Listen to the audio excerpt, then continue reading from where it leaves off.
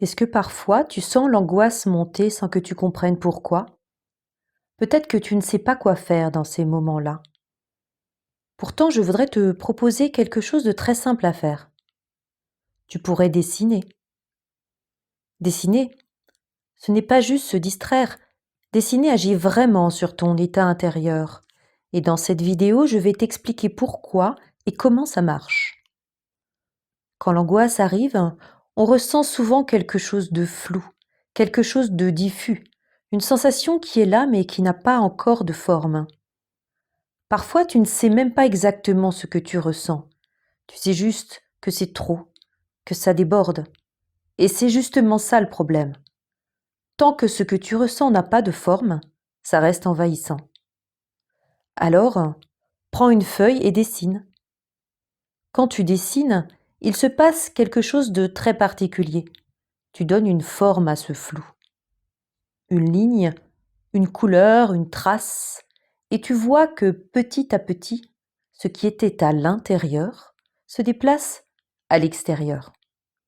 La feuille a accueilli ta trace et ton angoisse, et doucement, elle apparaît plus distante, et même elle disparaît un petit peu.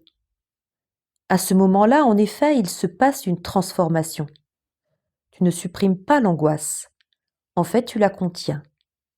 Essaye, et tu verras que ça marche. Quand tu dessines ton angoisse, au lieu de te laisser envahir, tu crées un cadre. La feuille devient un espace où l'émotion peut exister sans t'envahir, et même si ton geste est libre, tu n'es plus passif face à ce que tu ressens. Tu passes d'un état de flou à quelque chose de visible.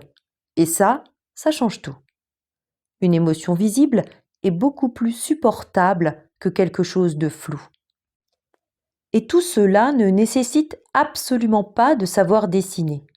Ce qui compte n'est pas le résultat. Ce qui compte, c'est simplement le fait de laisser une trace. Un simple gribouillage peut suffire, même une tache, un mouvement simplement. Ce qui compte en fait, c'est que ton émotion sorte et que ça passe par le corps.